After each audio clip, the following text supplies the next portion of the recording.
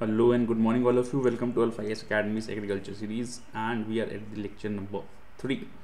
Basically last lecture में हम लोगों ने आपको फार्मिंग के बारे में, फार्मिंग सिस्टम्स के बारे में पढ़ाया था.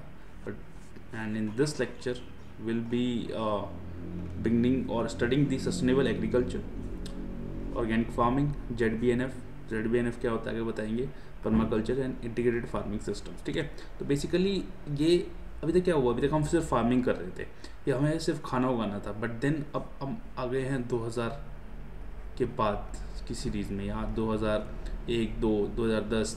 आज हम कंटेम्प्रेरी टाइप्स की बात कर रहे हैं कि भाई ठीक है, खाना तो इम्पॉर्टेंट है, बट देन हमारे जो हम खाना निकाल रहे हैं या खाना बना रहे हैं, उसका हमारे इकोसिस्टम पे क्या इफ़ेक्ट है, हमारा जो वातावरण है या इकोलॉजी है उस पर क्या इफेक्ट आ रहा है. ठीक है, तो वो देखा गया कि भैया वो तो बहुत नेगेटिव इफेक्ट आ रहा है, क्योंकि हम बहुत ज़्यादा पेस्टिसाइड्स इस्तेमाल कर रहे थे.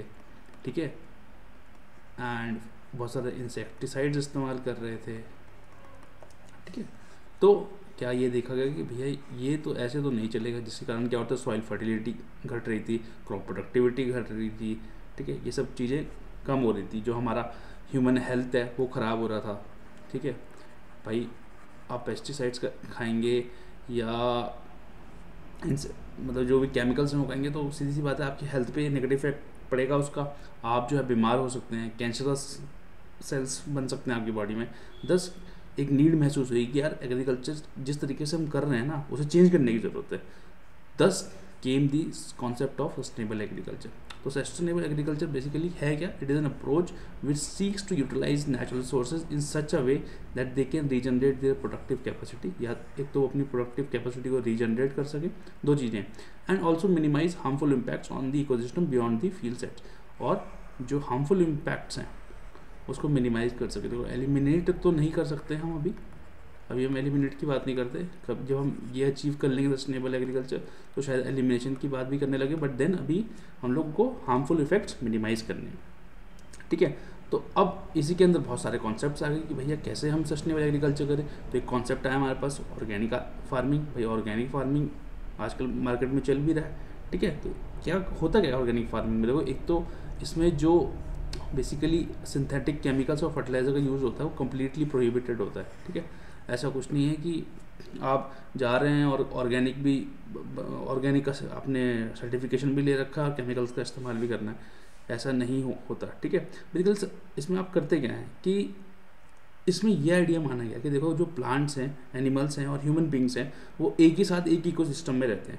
जब वो एक सिस्टम में रहते हैं तो वो आपस में इंटरेक्ट करते हैं. अब जब वो इंटरेक्ट करते हैं तो किसी की भी कोई भी गलत हरकत अगले व्यक्ति के लिए डेट्रीमेंटल साबित हो सकती है, कि दूसरे को इफेक्ट करती है. तो हमने बोला कि नहीं यार, हमें ऐसे एग्रीकल्चर सिस्टम्स या एग्रीकल्चर प्रोडक्ट्स बनाने हैं जो सॉइल फर्टिलिटी, इन्वायरमेंट की हेल्थ, हमारी हेल्थ, सबका ध्यान रखें. दस ये देखा गया कि जितना हम ऑन फार्म प्रोडक्ट्स, ठीक है, हम आगे एक चीज़ पढ़ेंगे उसमें हम ऑन फार्म प्रोडक्ट्स और ऑफ फार्म प्रोडक्ट्स की बात करेंगे कि ऑन फार्म और ऑफ फार्म प्रोडक्ट्स में क्या फ़र्क होता है. देखो ऑन फार्म प्रोडक्ट्स मतलब जो आप फार्म पे ही उगा पा रहे हैं या फार्म पे ही आपको प्रोड्यूस कर पा रहे हैं. ऑफ फार्म मतलब बाहर से लेके आ रहे हैं, जैसे केमिकल्स हैं, पेस्टिसाइड्स हैं, फर्टिलाइजर हैं, या बाहर से लेके आते हैं. ठीक है, ये ऑफ फार्म प्रोडक्ट्स हैं. ठीक है, तो बेसिकली ऑर्गेनिक फार्मिंग क्या बोलते हैं कि आपको एक्सटर्नल इनपुट्स पे नहीं रहना है. जो इकोलॉजिकल प्रिंसिपल्स हैं, जैसे भाई देखो मदर नेचर भी तो पौधे उगाती है, मदर नेचर भी तो हमें प्लांट उगा के देती है, मदर नेचर भी तो हमें फ्लावर्स उगा के देती है, हमें फ्रूट्स देती है. दस हमें वैसे ही अपने जो है सिस्टम्स को बनाना है, इन लाइन लाना है, मतलब हारमोनियस रिलेशनशिप होना चाहिए हमारा मदर नेचर के साथ वाइल डूइंग दी एग्रीकल्चर. ठीक है, अब जैसे ऑर्गेनिक फार्मिंग का बहुत अच्छा एग्जांपल है सिक्किम क्या हुआ यार, देखो लगभग 2003 की बात है जब यहाँ पे ये स्टार्ट हुआ था. और इसको जो है जो एक हमारे पास national programme for organic farming, organic production भी है, NPOP भी है हमारे पास एक. तो NPOP में ही गाइडलाइंस की कैसे आपको फार्मिंग करनी है, कैसे क्या मिलेगा. ठीक है, और क्या क्या करना है आपको, बेसिकली उसी में ये सब दिया गया है. तो 2016 में जो था सिक्किम को फुल्ली ऑर्गेनिक स्टेट घोषित कर दिया गया. आपने सबने पढ़ा ही होगा मेरे ख्याल से, अगर नहीं पढ़ा तो कोई बात नहीं, it's totally okay. But then अब देखो यार ऑर्गेनिक फार्मिंग तो कर रहे हैं, लेकिन उसका यूज़ क्या है. देखो सबसे पहला यूज़ तो यार ये जो होता है ना, सॉइल की फर्टिलिटी को इम्प्रूव करता है. ठीक है भाई, सॉइल की फर्टिलिटी को कैसे यूज़ करता है भाई, आपने क्या किया कि आपने पेस्टिसाइड्स का इस्तेमाल नहीं किया, आपने फर्टिलाइज़र का इस्तेमाल नहीं किया, आपने जो है जो नेचुरल चीज़ें थी, काउ डंग था, इन सब का इस्तेमाल किया। उससे क्या हुआ, बेटर माइक्रोबियल एक्टिविटी हुई। बेटर माइक्रोबियल एक्टिविटी हुई तो क्या हुआ कि जो प्लांट का न्यूट्रिशन था, जो प्लांट का जो न्यूट्रिशन था वो ढंग से आ पाया कहाँ से, सॉइल से। और जो सॉइल में न्यूट्रिएंट्स थे वो ढंग से यूटिलाइज कर पाया कौन, प्लांट्स। तो उससे क्या हुआ भाई, अगर उसको चाहिए था, मान लिया 2% चाहिए था पोटेशियम, तो अगर आपकी सॉइल बढ़िया थी उसमें था 10%, और आपका प्लांट बढ़िया था तो उसने क्या किया, 2% इस्तेमाल किया, आपका 8% बचा हुआ है किसके लिए, आगे के लिए। तो बेसिकली क्या है कि सॉइल की फर्टिलिटी इंप्रूव हो रही है। देन जो अब ऑर्गेनिक फार्मिंग में क्या होता है यार, देखो कम पानी का यूज़ होता है, तो कम पानी का यूज़ होता है तो वाटर वेस्ट कम होता है, जो वाटर कंजम्पशन है वो कम होता है, ठीक है। देन बात करें अगर सेफ पर वर्किंग कंडीशंस की, तो वो सेफर वर्किंग कंडीशन और बेटर क्वालिटी ऑफ हेल्थ दोनों आपस में रिलेटेड ही हैं। हुआ क्या कि आपने जो है पेस्टिसाइड्स और केमिकल इंसेक्टिसाइड्स का इस्तेमाल बंद कर दिया ऑर्गेनिक फार्मिंग में। तो क्या हुआ कि जो फार्मर्स थे भैया, आपने देखा कि जो वो कीटनाशक का छिड़काव करते हैं तो वो मुंह पे पट्टी बांध लेते हैं, मास्क पहन के लोग छिड़काव करते हैं, तो क्योंकि वो जो होते हैं उनके बेनिफिट्स, जो बेनिफिट्स क्या, उसके जो डिसबेनिफिट होते हैं हेल्थ पे या जो हेल्थ को इफेक्ट करता है वो बड़ा नेगेटिवली इफेक्ट करता है। तो सेफर वर्किंग कंडीशन हम बना पाएंगे फार्मर्स के लिए, ठीक है। बेटर क्वालिटी ऑफ हेल्थ मतलब better quality of health of plants as well as us also. भाई जब बढ़िया चीज़ों का इस्तेमाल होगा तो बढ़िया फसल होगी, जब बढ़िया फसल होगी तो न्यूट्रिशन बढ़िया होगा, जब न्यूट्रिशन बढ़िया होगा तो जो आप खाएंगे आपकी भी हेल्थ बढ़िया होगी। And then greater biodiversity. देखो होता क्या है कि ऑर्गेनिक फार्मिंग में क्योंकि नेचुरल चीज़ें इस्तेमाल होती हैं तो जो नेचर खुद ही उगा लेती है, बहुत सारे वाइल्ड प्लांट्स उगते हैं, वाइल्ड प्लांट्स उगते हैं तो क्या हुआ कि बायोडाइवर्सिटी बढ़ती है फार्म की। बायोडाइवर्सिटी बढ़ती है तो भैया बहुत सारी बर्ड्स, बीटल्स, बटरफ्लाइज ये सब फार्म पे आने लगती हैं। देन जैसे एग्जांपल देता हूँ मैं आपको, एक लेडी बर्ड होती है। देखो लेडी बर्ड क्या होती है, वो एक टाइप का पेस्ट होती है, उसे खाती है, जो पेस्ट जो है आपकी फसल को ख़राब कर सकता है, और which can destroy your crop. तो basically ladybirds feed on many insects which are very harmful to the crops. अब देखो यार ये बायोडाइवर्सिटी बढ़ गई तो उसकी सिग्निफिकेंस क्या है, सिग्निफिकेंस जल्दी देख लेते हैं। पॉलिनेशन बढ़ गया भाई, पॉलिनेशन बढ़ गया मतलब हनी बीज, जो वाइल्ड बीज हैं, बम्बल बीज हैं, उन्हें बड़ा अच्छा लगा कि यार देखो यार चिल है इधर, आज पार्टी करने चलते हैं उधर, यहाँ पे बहुत सारे फूल दिख रहे हैं, यहाँ पे बहुत सारी अलग अलग टाइप की डाइवर्सिटी है, तो पॉलिनेशन बढ़ गया। सॉइल इरोजन आपका रिड्यूस हो गया, ठीक है। तो और जो आप क्योंकि काउ डंग और ऑर्गेनिक मैटर का इस्तेमाल करना है तो आप उसका बेटर डिग्रेडेशन करते हो, और नेचुरल पेस्ट डिस्ट्रक्शन होता है। मैंने आपको एग्जांपल दिया ना लेडी बर्ड का, लेडी बर्ड से वो क्या कर रही थी बेसिकली, वो जो पेस्ट हैं जो कि क्रॉप को ख़राब करते हैं उसे नेचुरली फीड ऑन कर रही थी। तो नेचुरल पेस्ट रिडक्शन होता है किसमें, ऑर्गेनिक फार्मिंग में। अब ऑर्गेनिक स्टैंडर्ड्स एंड नॉर्म की बात करें तो बेसिकली यार देखो ये दिया गया है, सबसे इंपॉर्टेंट तो इसमें यही है एनपीओपी है national programme on organic production, और गवर्नमेंट ऑफ इंडिया ने मिलकर बहुत सारी चीज़ें बोल रखी है कि यार देखो आप कैसे क्या क्या चीज़ें आपको करनी है। तो बेसिकली 3 साल दिए जाते हैं यार, एक तो 3 से ज़्यादा साल दिए जाते हैं कहीं के लिए, ट्रांजिशन के लिए, कि भैया ठीक है आप जो है कन्वेंशनल फार्मिंग जो भी आप कर रहे हो उससे आप ऑर्गेनिक फार्मिंग पे आ सकते हो। और ये जो आप एक चीज़ होती है ऑर्गेनिक फार्मिंग, देन आपकी हो गई एक कन्वेंशनल फार्मिंग, फिर आपने ऑर्गेनिक फार्मिंग कर ली, फिर कन्वेंशनल फार्मिंग कर ली, ये चीज़ अलाउड नहीं है बिल्कुल भी, ठीक है। जो सीड्स एंड प्लांट्स आप इस्तेमाल करोगे, वो ऑर्गेनिक होने चाहिए, ठीक है। ये नहीं कि आप उससे कहीं से बना रहे हो, वो उनका जो सर्टिफिकेशन होता है बेसिकली वो ऑर्गेनिक होना चाहिए। जेनेटिकली मॉडिफाइड क्रॉप्स का इस्तेमाल नहीं होता है बिल्कुल भी ऑर्गेनिक फार्मिंग में, ठीक है। बायोडिग्रेडेबल प्रोडक्ट्स का ही इस्तेमाल होता है। जिन भी चीज़ों में हैवी मेटल कंटेंट होता है, ठीक है, हैवी मेटल कंटेंट होता है उसका भी इस्तेमाल नहीं होता, ठीक है। और जैसे और बेसिकली और क्या किया जाता है, सस्टेनेबल यूज़ ऑफ सॉइल करेंगे, वाटर रिसोर्सेज करेंगे, ये सब ये ऑर्गेनिक मैटर को मेंटेन करेंगे, सॉइल स्ट्रक्चर अच्छा रखेंगे, फर्टिलिटी सॉइल की अच्छी रखेंगे, बायोडाइवर्सिटी को बढ़ाएंगे, यही सब जो है चीज़ें दी गई हैं किसमें कि ऐसे आपको ऑर्गेनिक करना है। अब प्रिंसिपल्स क्या हैं, बेसिकली 4 प्रिंसिपल्स हैं किसके ऑर्गेनिक फार्मिंग के, ये हमने नहीं दिए हैं, IFOM ने दिए हैं। IFOM क्या है, international federation of organic agriculture movements. Basically ये फ्रांस में स्टार्ट हुई थी पहले, आज के टाइम पे इसका हेडक्वार्टर जर्मनी में है, ठीक है बॉस।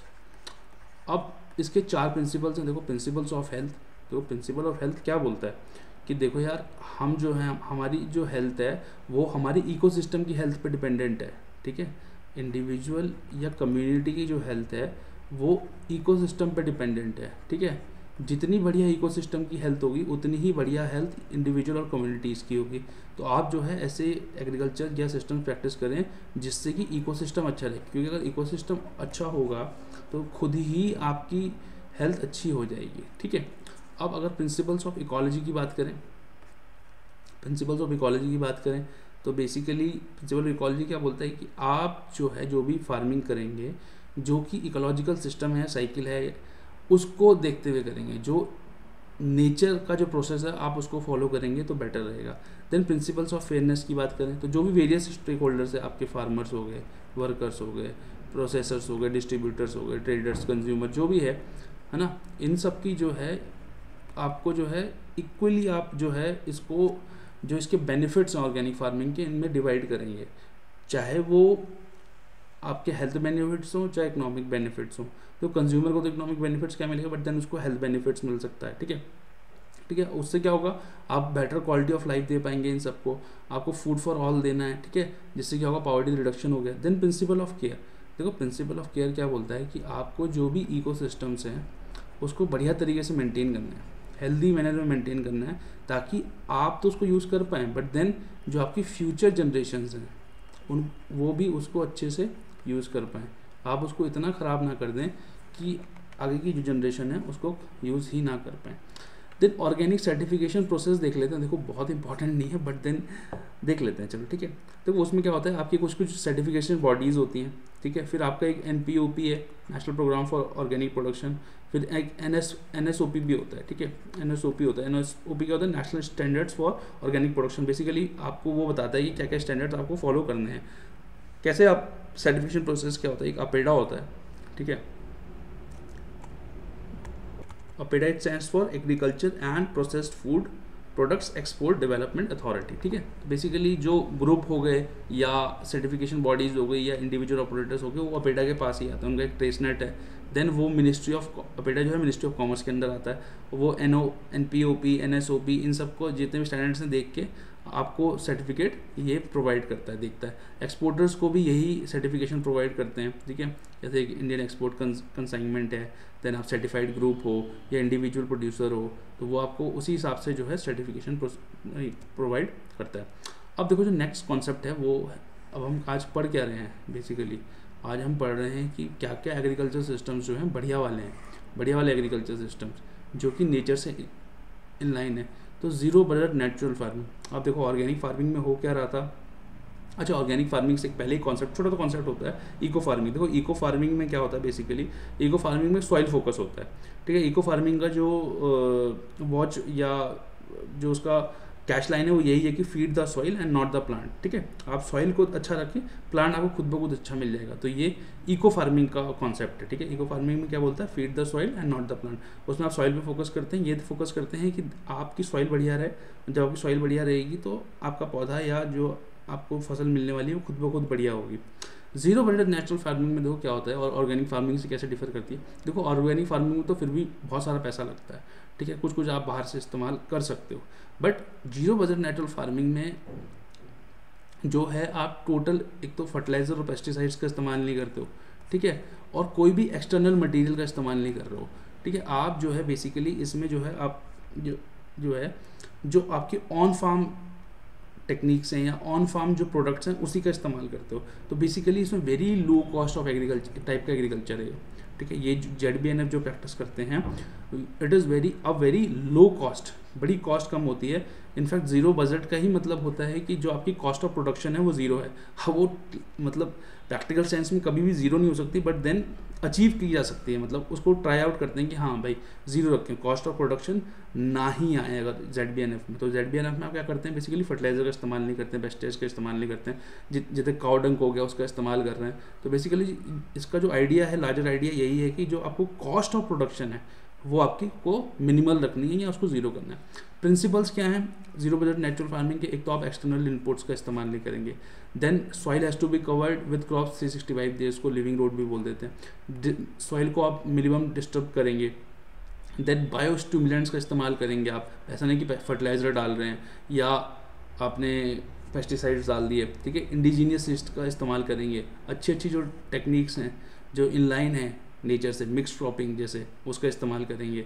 ट्रीज़ को लाएंगे फार्म पे, वाटर एंड मॉइस्चर कंजर्वेशन पे वर्क करेंगे, एनिमल्स को लेके आएंगे, क्योंकि एनिमल्स आएंगे तभी तो आपके पास मैन्योर आएगी, डंक आएगी, और वो उसी से आप खाद बना सकते हैं। ऑर्गेनिक रेसिड्यूज़ जो है उसको रखेंगे। जैसे मल्चिंग प्रैक्टिस होती है, देखो मल्चिंग में क्या होता है, मल्चिंग में बेसिकली आप क्या करते हो, जो आपको बायोमास होता है या आपका कोई भी फसल होता है उससे आप जो है कवर कर देते हो सॉइल को जो है एक टाइम पे कवर कर दो। उससे क्या होता है, सॉइल की फर्टिलिटी इंक्रीज होती है, ठीक है, उससे क्या होता है, सॉइल की फर्टिलिटी इंक्रीज हो सकती है। देन पेस्ट मैनेजमेंट करोगे, बट देन पेस्ट मैनेजमेंट भी आप नेचुरल तरीके से करोगे, ठीक है, और फर्टिलाइजर सिंथेटिक हर्बिसाइड्स का इस्तेमाल नहीं करोगे। तो ये तो प्रिंसिपल्स हैं। फिर उसके 4 पिलर्स हैं यार, देखो ये ना बड़ा इंपॉर्टेंट है, देख लेना एक बार, ठीक है, ध्यान से सुनना इसको। 4 ही कंपोनेंट्स हैं, बीजा मित्रा, जीवा मित्रा, मल्चिंग, जिसको कि हम लोग अच्छा दाना भी बोलते हैं, ठीक है, इसको अच्छा दाना बोलते हैं, एंड वपासा मतलब सॉइल मॉइस्चर को रिटेन करना। देखो सबसे पहले बीजा मित्र मतलब आप जो है सीड को ट्रीट करोगे। अब आप सीड को कोई केमिकल से ट्रीट नहीं करते हो, यहाँ पे आप जो है काउ डंग, काउ यूरिन से इसको ट्रीट करते हो, सीड ट्रीटमेंट को बीजा मित्र में। आपके पास बीज अच्छा आ गया। अब जीवा मित्र या जीवा मृता, ठीक है, इसमें आप क्या करते हो कि फर्टिलाइजर का इस्तेमाल नहीं करोगे, आप पेस्टिसाइड का इस्तेमाल नहीं करोगे, आप जो है नेचुरल खाद लाओगे, वर्मी कंपोस्ट बनाओगे, केचुओं का इस्तेमाल करोगे, ठीक है। अब अच्छा दाना क्या हो, मल्चिंग क्या होता है, मल्चिंग में ना समझा दी कि आप सॉइल को कवर रखोगे जिससे कि उसकी फर्टिलिटी मेंटेन रहे, वो जो है सॉइल की फर्टिलिटी इंप्रूव हो सके। उसको आप चाहे सॉइल स्ट्रॉ से ढक सकते हो या किसी बायोमास से ढक सकते हो, देन इसको अच्छा दाना भी बोलते हैं। अब फिर लास्ट होता है वपासा मतलब आप जो है इसको बेसिकली इसमें सॉइल को एरिएट किया जाता है, सॉइल एरिएशन भी होता है इसमें, कि जितनी अच्छी हवा लगेगी सॉइल को, जितना एयर रहेगा, जितना ऑक्सीजन कंटेंट उसमें अच्छा रहेगा, उतना बेहतर जो है उसमें से आप फसल उगा सकते हैं, उतनी बेहतर आप उसमें से जो है क्रॉप निकाल सकते हैं, ठीक है। जितना बढ़िया आप सॉइल एरिएशन दोगे तो उसको बोलते हैं वपाशा, या सॉइल मॉइस्चर उसको मेंटेन करने के लिए यूज़ किया जाता है। अब ZBNF की ज़रूरत क्या पड़ी, देखो बेसिकली एक आपका NSSO का सर्वे आया, ठीक है। NSSO के सर्वे ने ये बोला कि देखो यार जो 70% एग्रीकल्चर हाउस होल्ड्स हैं वो बेसिकली 70%, देखो 10 में से 7 लोग ऐसे हैं कि जो कमाते कम है और खर्च ज़्यादा कर देते हैं, ठीक है, और लगभग 50% फार्मर जो हैं डेट के अंदर हैं। तो उन्होंने कहा कि यार ये तो दिक्कत है। अब ऐसा क्यों है, क्योंकि इनपुट कॉस्ट बहुत ज़्यादा है, ठीक है, इनपुट कॉस्ट बहुत ज़्यादा है, ठीक है, इनपुट कॉस्ट इसकी बहुत ज़्यादा है। तो भैया उन्होंने बोला यार कुछ तो करना पड़ेगा हमें।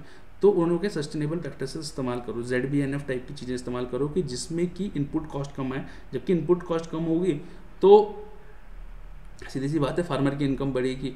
तो जो हमारा उद्देश्य है, सेंट्रल गवर्नमेंट का जो उद्देश्य है कि भाई फार्मर की इनकम डबल करनी है 2022 तक, उसमें ये हेल्पफुल है। देन आप इसमें क्योंकि बहुत सारी इसमें जो प्रैक्टिस करते हो आप वो कैसे कर रहे हो, बड़ी जो नेचुरल प्रोसेसेस हैं, ठीक है, जो हमारे केमिकल्स हैं उसका इस्तेमाल नहीं कर रहे हो। तो ये बेसिकली सिंक्रोनाइज्ड है विद नेचर, ठीक है, एक टाइप का सिम्बायोटिक रिलेशन है या सिनराइजेशन है नेचर के साथ, जो नेचुरल प्रोसेस है उसके साथ कर रहे हो। तो होता है कि आपको बेटर प्रोडक्टिविटी मिले, ठीक है, उसके लिए। लेकिन अब आपको गवर्नमेंट सपोर्ट की ज़रूरत पड़ेगी। तो गवर्नमेंट ने 2 इनिशिएटिव ले रखे हैं उसमें, एक आपकी परंपरागत कृषि विकास योजना, एंड ये बेसिकली ये जो स्कीम थी ना ये आपकी बनाई ऑर्गेनिक फार्मिंग के लिए गई थी। फिर देन एक आपके पास राष्ट्रीय कृषि विकास योजना है, ठीक है। अब गवर्नमेंट ने क्या किया 2018 में, ऐसी ये जो PKVY है, परंपरागत कृषि विकास योजना जो है ये बनाई गई ऑर्गेनिक फार्मिंग के लिए थी। बट 2018 में इसमें नई गाइडलाइंस आई, उसमें बहुत सारे नए फार्मिंग मॉडल आ गए, जैसे नेचुरल फार्मिंग, ऋषि फार्मिंग, वैदिक फार्मिंग, काउ फार्मिंग, होमा फार्मिंग, ठीक है। उसी में ZBNF भी ऐड किया गया था, जीरो बजट नेचुरल फार्मिंग, ठीक है। आंध्र प्रदेश गवर्नमेंट भी इसमें बहुत वर्क कर रही है, उन्होंने भी बहुत ज़्यादा रोल आउट किया है। बट देन इसके बहुत सारे कंस्ट्रेंट भी है। कंस्ट्रेंट ये है कि ठीक है हम बोल तो रहे हैं कि फार्मर की इनकम बढ़ेगी, बट भाई उसका कोई हमारा फुल प्रूफ एग्जाम्पल नहीं है। बट ठीक है, उसका एग्जाम्पल हुआ कि महाराष्ट्र में ZBNF पे फार्मर्स आए, उन्होंने देखा कि यार हमारी तो इनकम बढ़ नहीं थी, उल्टा हमें और घाटा हो रहा, वो वापस चले गए कन्वेंशनल फॉर्म पे। तो ये क्या है, एक टाइप का डाउट है कि भाई ये फार्मर की इनकम इंक्रीज भी कर पाएगा या नहीं कर पाएगा।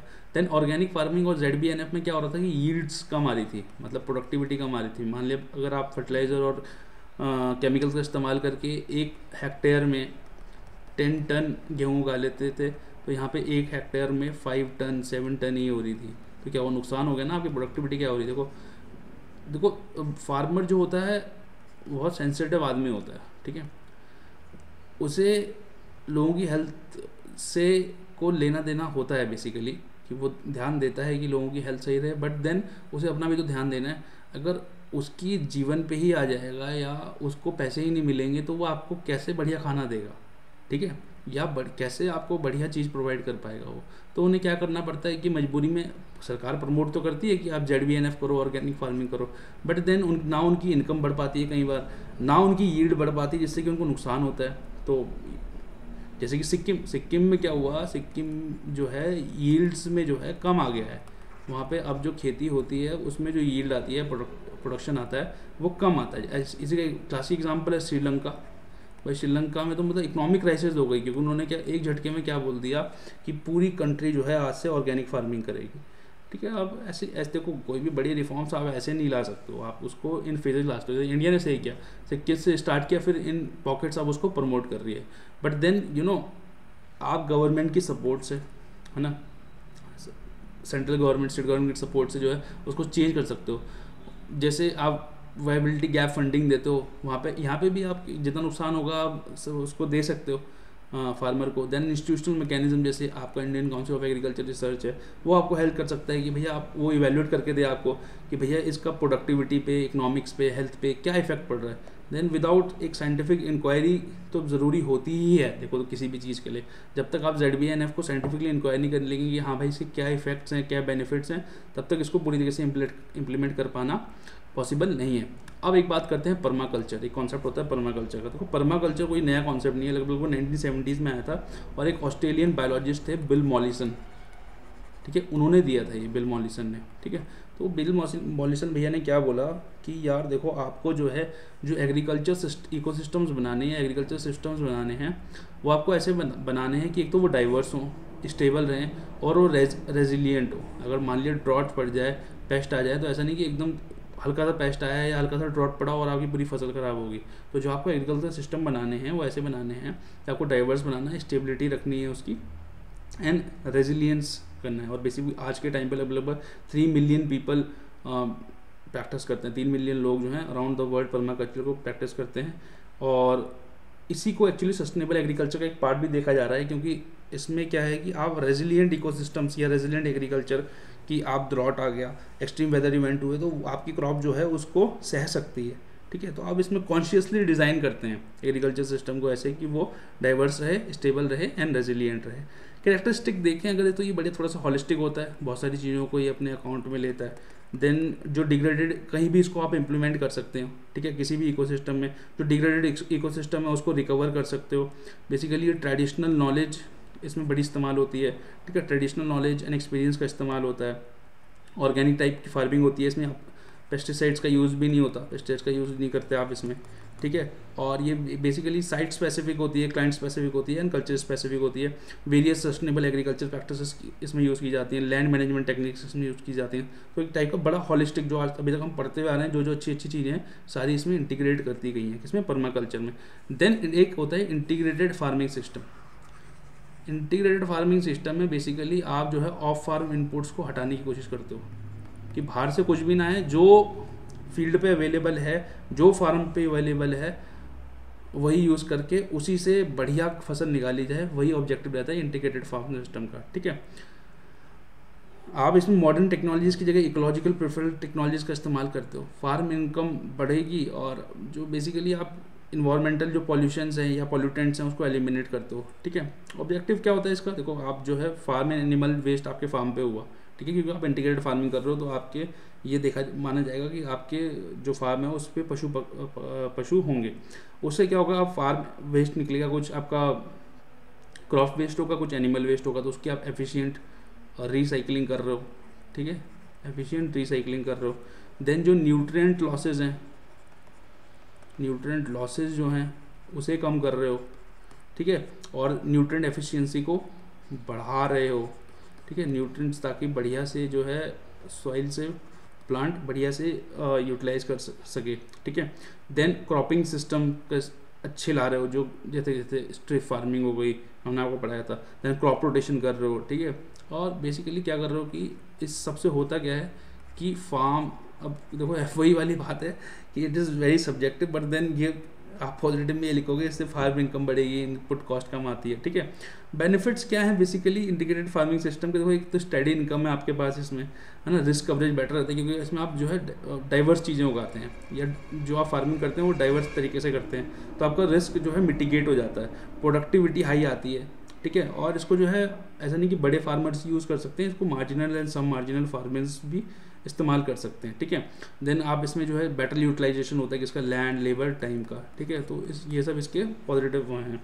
बट देन देखो इन सब के जो हैं बेसिकली ये तो हमारा काम था वो पढ़ाना, ठीक है, और उसके पॉजिटिव बताना, बट देन रियल लाइफ में ये कितना एप्लीकेबल है या नहीं है दैट टाइम विल टेल, ठीक है। But then these are the systems which we will be using in future, ठीक है, these are the future systems, ठीक है। तो एक टाइप के एग्रीकल्चर के जो फ्यूचर सिस्टम्स हैं वो ये हैं। उसके बाद नोट्स में एक टॉपिक दिया होगा major agriculture regions of India, उसमें बेसिकली राइस के रीजन कौन से हैं, वीट के, जवार, बाजरा, कॉटन, मिलेट, फ्रूट्स, स्पाइस के रीजन कौन से हैं वो लिखे हुए हैं। तो वो एक टाइप का ऑब्जेक्टिव या बड़ा फैक्चुअल है, वो आप वहाँ से पढ़ लेना, ठीक है। वो लेकिन है इंपॉर्टेंट, ठीक है, आप उसको पढ़ लेना वहाँ से। और आपको अगर नोट्स चाहिए तो वो हमारा नंबर दिया गया है, इस पर टेक्स्ट कर सकते हैं, या फिर आप लिंक में हमारी वेबसाइट का लिंक दिया हुआ है, वहाँ से आप डाउनलोड कर सकते हैं, या टेलीग्राम का लिंक दिया गया है नीचे, आप वहाँ से डाउनलोड कर सकते हैं। नहीं मिलते तो आप हमें मैसेज कर दीजिएगा, हम आपको सप्लाई करेंगे ज़रूर ये मटेरियल, ठीक है। And thank you all for watching, I hope you all are doing good, till then take care and I shall see you soon, bye bye.